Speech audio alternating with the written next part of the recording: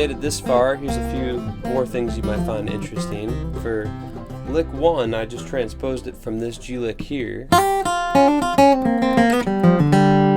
brought it up to the 6th and 8th fret.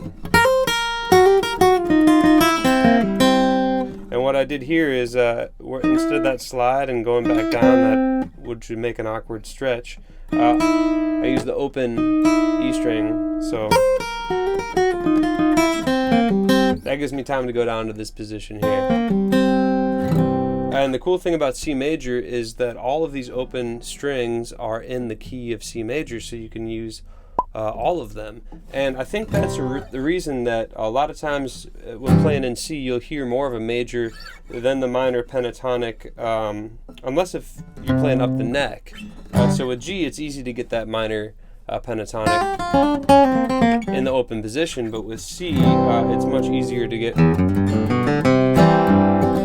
take advantage of those open notes in C major. Lick 2, I was going to use the same trick, which you can do, but it's kind of hard to pull off. It's easy to actually mute that first string or let it ring out too long. But it does sound pretty cool, and you can, just another example of how you can use that open string. So, but since as it's written in the tab, I just slid it from the 4th to the 5th fret there. Because it's closed, there's no open notes, you can use that same lick anywhere, so you can bring it up to D.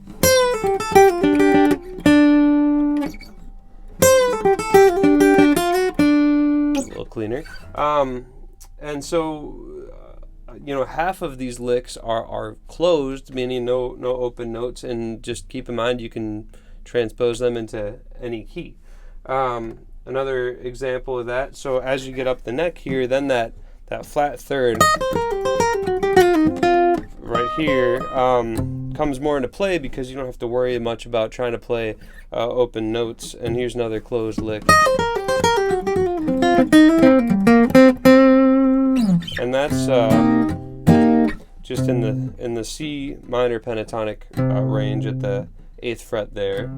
And of course you could take that to A.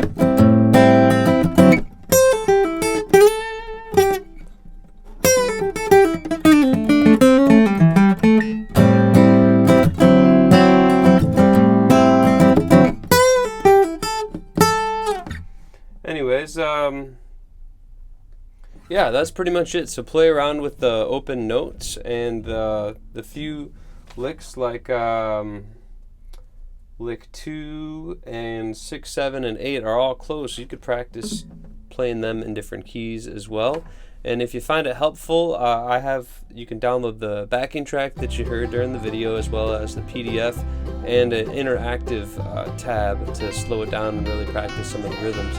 And I guess that's my final note that I'll go out on, is pay attention to which beat these licks come in on. A lot of times they come in on the off beat, but not always, and sometimes they lead in, and you can practice starting them on different rhythms and seeing how that feels. So instead of 1, 2, 3, 4, 1, you do 1, 2, 3, 4. Of course, you got to add some more notes there to make it make sense. But yeah, happy picking. Enjoy.